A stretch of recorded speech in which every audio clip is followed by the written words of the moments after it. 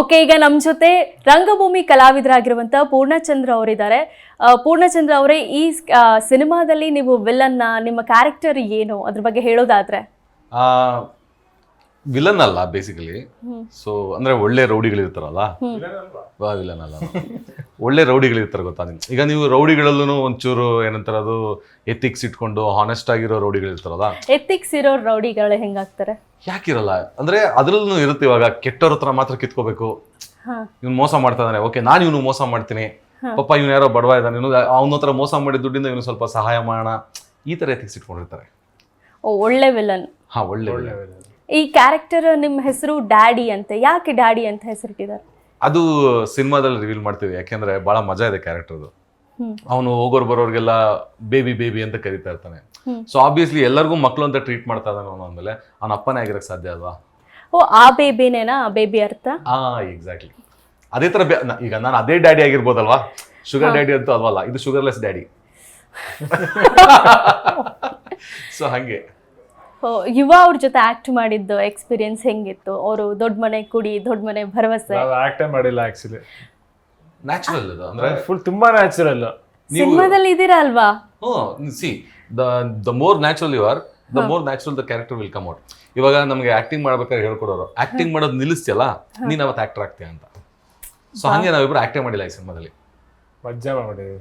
ಆಗ್ಲೇ ಸಂಜನಾ ಅವ್ರು ಹೇಳ್ತಾ ಇದ್ರು, ಕ್ಯಾಮ್ರಾ ಎಲ್ಲಿದೆ ಅಂತ ಗೊತ್ತಿಲ್ಲದೆ ನಾವು ಆಕ್ಟ್ ಮಾಡ್ತಿದ್ವಿ ಅಂತ. ಈಗ ನೋಡಿದ್ರೆ ನೀವು ಆಕ್ಟೇ ಮಾಡಿಲ್ಲ ಅಂತ ಹೇಳ್ತಿದ್ದೀರಾ. ನಮಗೆ ಕ್ಯಾಮ್ರಾ ಎಲ್ಲಿದೆ ಅಂತ ಗೊತ್ತಿದ್ರು ಮರ್ತು ಬಿಡ್ಬೇಕು ಅದನ್ನ. ಸೊ ಯೂಶಲಿ ನಮ್ಗೆ ಅದನ್ನೇ ಹೇಳ್ಕೊಡ್ತಾ ಇದ್ರು, ಅಂದ್ರೆ ಸಿನಿಮಾಗೆ ಬಂದಾಗ ಕ್ಯಾಮ್ರಾ ಎಲ್ಲಿದೆ ಅಂತ ಅದು ನೋಡ್ಬೇಡ, ಆ ಕಡೆ ಇದು ಮಾಡ್ಬೇಡ, ಆಮೇಲೆ ಕರೆಕ್ಟಾಗಿ ಲೈಟ್ ತಗೋಬೇಕು, ಇದೆಲ್ಲ ಹೇಳ್ಕೊಡ್ತಾರಲ್ಲ. ಸೊ ಅದನ್ನ ಕಲಿತಾ ಪ್ರಾಸೆಸ್ ಅಲ್ಲಿ ಸೊ ಕ್ಯಾಮ್ರಾ ಮರ್ತು ಬಿಡ್ತೀವಿ ನಾವು. ಈ ಸಿನಿಮಾದಲ್ಲಿ ಒಂದು ರೈಮ್ ಸಾಂಗ್ ಇದೆ. ಈ ರೈಮ್ ಸಾಂಗ್ ಅನ್ನ ಮಕ್ಳು ಕೇಳಬಾರ್ದು ಅಂತ ಜನ ಹೇಳ್ತಾ ಇದ್ದಾರೆ. ಆ ರೈಮ್ ಸಾಂಗ್ ಬಗ್ಗೆ ಹೇಳೋದಾದ್ರೆ?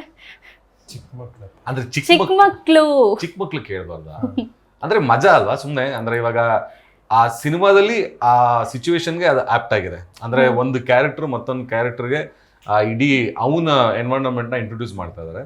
ಸೊ ಆ ಎನ್ವೈರನ್ಮೆಂಟ್ ಅಲ್ಲಿ ಆ ಆಲ್ಫಾಬೆಟ್ಸ್ ಏನ್ ಅರ್ಥ ಇದೆ ಅಂತ ಅಷ್ಟೇ. ಈ ಐಡಿಯಾ ಯಾರಿಗೆ ಬಂದಿದ್ದು ಯುವ ಅವರೇ? ಡೈರೆಕ್ಟರ್. ಕಥೆಯಲ್ಲಿ ಹೆಂಗೆ ಅದೇ ನಾನು ಅವಾಗಲೇ ಹೇಳ್ದಂಗೆ ಮಕ್ಳಿಗೆ ಹೆಂಗೆ ಫಸ್ಟ್ ABCD ಇಂದ ಶುರು ಮಾಡ್ತಾರೆ, ಈ ಕ್ಯಾರೆಕ್ಟರ್ ಈ ಹೊಸ ಪ್ರಪಂಚಕ್ಕೆ ಬಂದಾಗ ಅವನಿಗೂ ABCD ಇಂದ ಹೇಳ್ಕೊಡ್ಬೇಕು ಅನ್ನೋದು ಎಲ್ಲ ಅವನ ಜೊತೆಗಿರೋರಿಗೆಲ್ಲ ಆಸೆ. ಥೀಮಲ್ಲಿ ಮಾಡೋಣ ಅಂತ. ಒಂದೆರಡು ಲೈನ್ ಹಾಡಬಹುದಾ?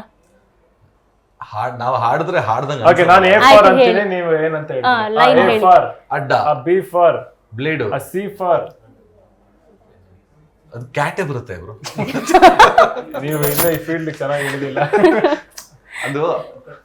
ಅದು ಇನ್ನೋಸೆನ್ಸ್ ಇದೆಯಲ್ಲ ಒಳಗಡೆ, ಏನೇ ಮಾಡೋದು ಅದು ಆಚೆ ಬಂದ್ಬಿಡುತ್ತೆ. D for dealings, feelings. E for ಎಳೆದ್ ಬಿಟ್ರೆ ಹೋಗ್ಬಿಡ್ತೀಯ.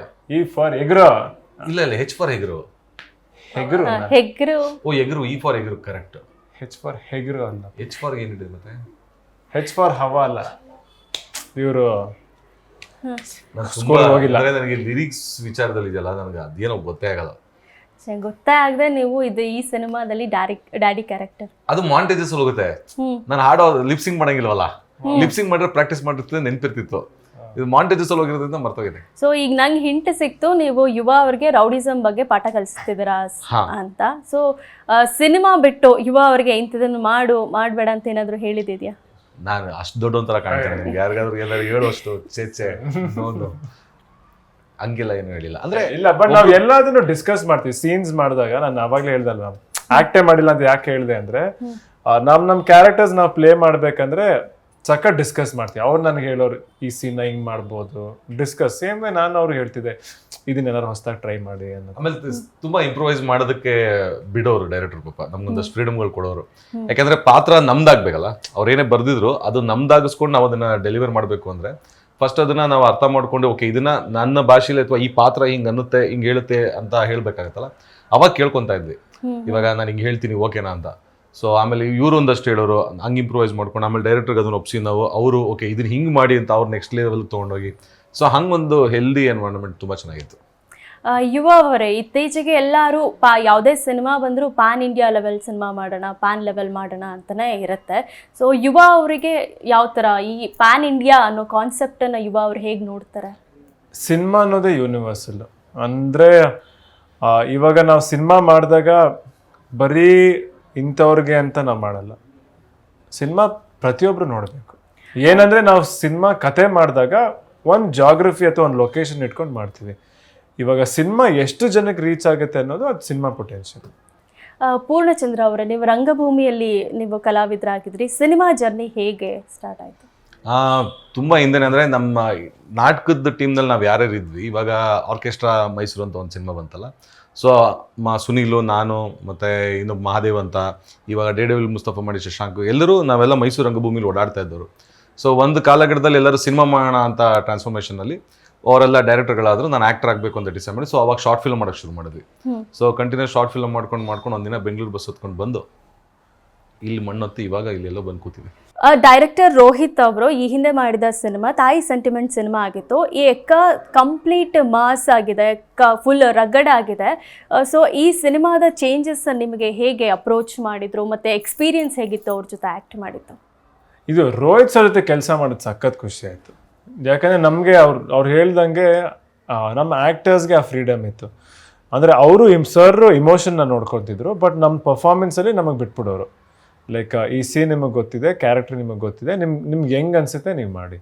ಸೊ ನಾವು ಅದಕ್ಕೆ ನಮ್ಗೆ ಅವಾಗ ಚಾನ್ಸ್ ಸಿಕ್ತು, ನಾವು ಡಿಸ್ಕಸ್ ಮಾಡಿ ಸೀನ್ ಹಿಂಗೆ ಮಾಡ್ಬೋದಾ, ಈ ಥರ ಇಂಪ್ರೊವೈಸ್ ಮಾಡ್ಬೋದಾ ಅಂತ ಹೇಳಿ ಅವ್ರಿಗೆ ಒಪ್ಪಿಸ್ತಾ ಇದ್ವಿ. ಸೊ ಫ್ರೀಡಮ್ ಕೊಟ್ರಲ್ಲ. ಆ್ಯಂಡ್ ಇನ್ಫ್ಯಾಕ್ಟ್ ನಿಮಗೆ ಸ್ಕ್ರೀನ್ ಮೇಲೆ ನೋಡಿದಾಗಲೂ ಅಷ್ಟು ರಿಯಲ್ ಅನಿಸುತ್ತೆ. ಯಾಕಂದರೆ ಸುಮಾರನ್ನ ವಿಷಯನ ನಾವು ಪ್ಲ್ಯಾನೇ ಮಾಡ್ತಿರ್ಲಿಲ್ಲ, ಅದು ಆರ್ಗ್ಯಾನಿಕ್ಕಾಗಿ ಅದು ಆಗ್ತಿತ್ತು.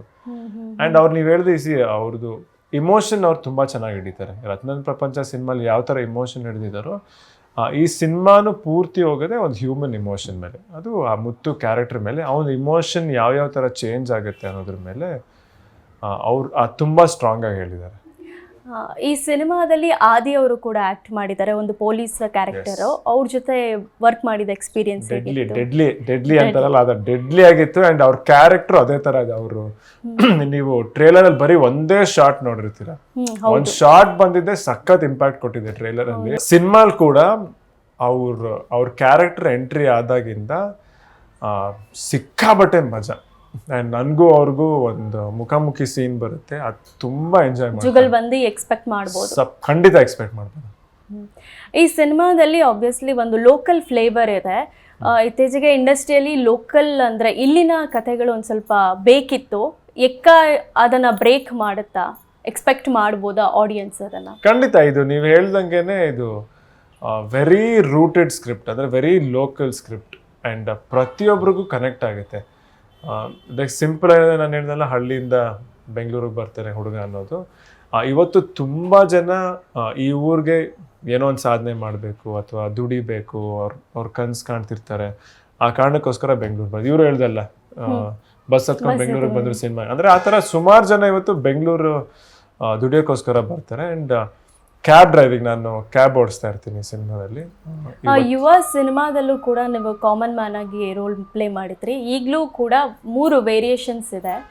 ಸೊ ಅದರಿಂದ ಚೇಂಜಸ್ ಹೇಗೆ? ಅಂದರೆ ಇವಾಗ ಕಷ್ಟ ಅಂತ ಇದ್ದಾಗ, ಕೆಲಸ ಹುಡುಕ್ಬೇಕಾದಾಗ ತುಂಬ ಈಸಿಯಾಗಿ ಸಿಗೋ ಕೆಲಸ ಅಂದರೆ ಅಫ್ಕೋರ್ಸ್ ಗಾಡಿ ಒಂದಿರಬೇಕು. ಗಾಡಿ ಒಂದಿದ್ರೆ ಕ್ಯಾಬ್ ಡ್ರೈವರ್ ಆಗ್ಬೋದು, ಅಥವಾ ಗಾಡಿ ಕೊಡ್ತಾರೆ. ಸೊ ಅದೇ ಥರನೇ ಮುತ್ತು ಕ್ಯಾರೆಕ್ಟರ್ಗೆ ಬೆಂಗಳೂರಿಗೆ ಬಂದಾಗ ಈಸಿಯಾಗಿ ಅವ್ನಿಗೆ ಸಿಗೋ ಕೆಲಸ, ಅವ್ನ ಊರಲ್ಲೂ ಡ್ರೈವಿಂಗ್ ಮಾಡ್ತಿರ್ತಾನೆ. ಸೊ ಆ ಲೈಫ್ ಏನಿದೆ ನಾನು ಹೇಳಿದಾಗ ತುಂಬ ಲೋಕಲ್ ಅನ್ನೋದು, ಅದು ಪ್ರತಿಯೊಬ್ಬರಿಗೂ ಕನೆಕ್ಟ್ ಆಗುತ್ತೆ. ಓಕೆ, ಹಾಗಿದ್ರೆ ಎಕ್ಕ ಮೂವಿಯಿಂದ ಒಂದು ಮಾಸ್ ಕಂಪ್ಲೀಟ್ ಪ್ಯಾಕೇಜ್ ಅನ್ನ ಆಡಿಯನ್ಸ್ ಎಕ್ಸ್ಪೆಕ್ಟ್ ಮಾಡ್ತಾರೆ. ಲವ್ ಮತ್ತೆ ಮಾಸ್ ಎಲ್ಲ ಇದೆ ಸಿನಿಮಾ.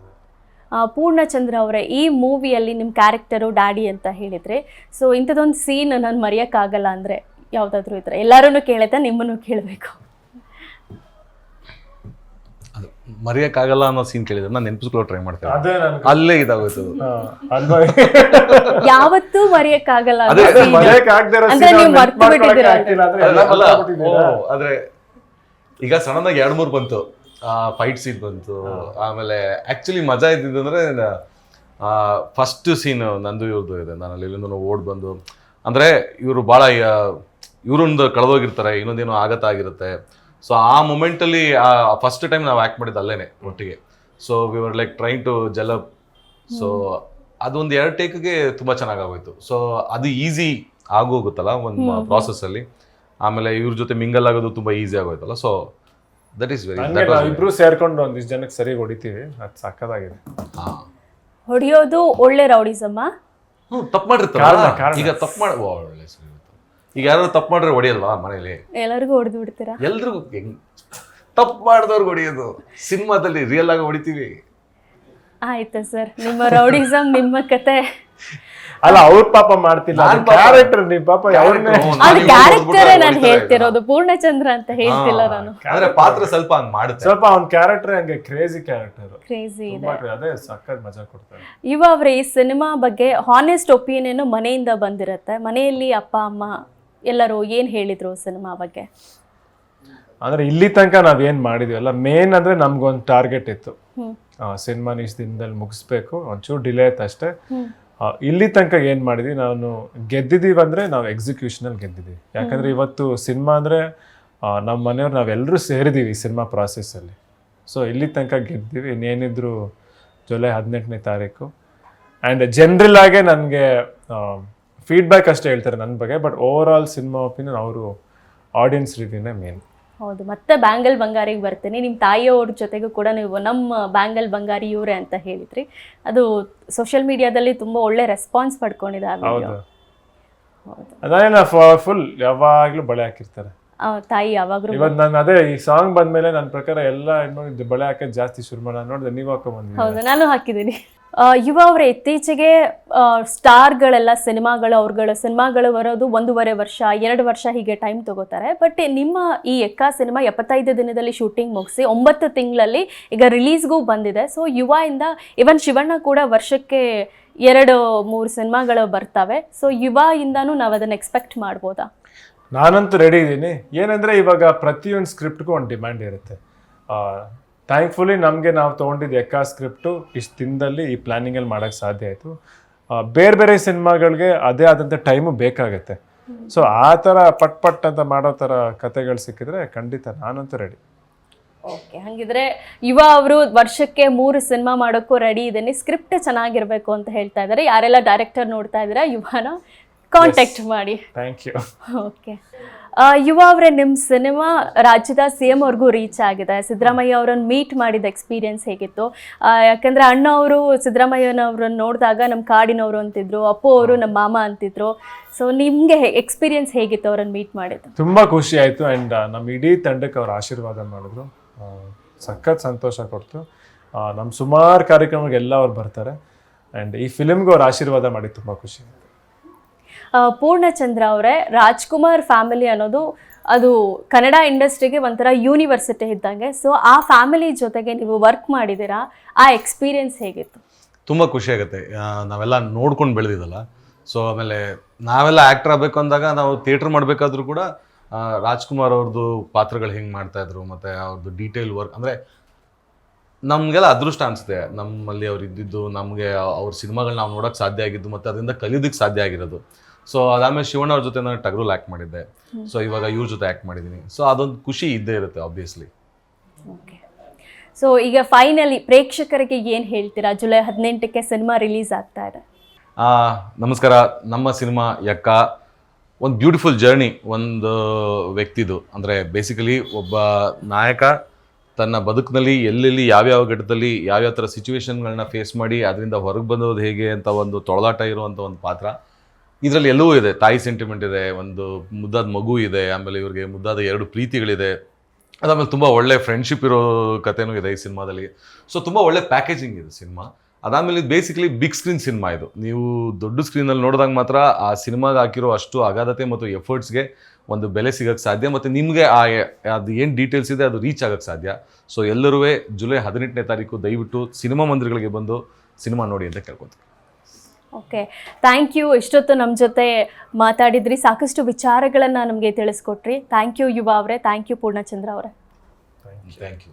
ಎಸ್, ಎಕ್ಕ ಸಿನಿಮಾಗೆ ಸಾಕಷ್ಟು ಯಶಸ್ಸು ಸಿಗಲಿ ಅಂತ ಹೇಳ್ತಾ ಇವತ್ತಿನ ವಿಶೇಷ ಕಾರ್ಯಕ್ರಮ ಮುಗಿಸ್ತಾ ಇದ್ದೀವಿ. ನೇರಾದಿಟ್ಟ ನಿರಂತರ ಸುದ್ದಿಗಾಗಿ ನೋಡ್ತಾ ಇರಿ ಏಷ್ಯಾನೆಟ್ ಸುವರ್ಣ ನ್ಯೂಸ್. ನಮಸ್ಕಾರ.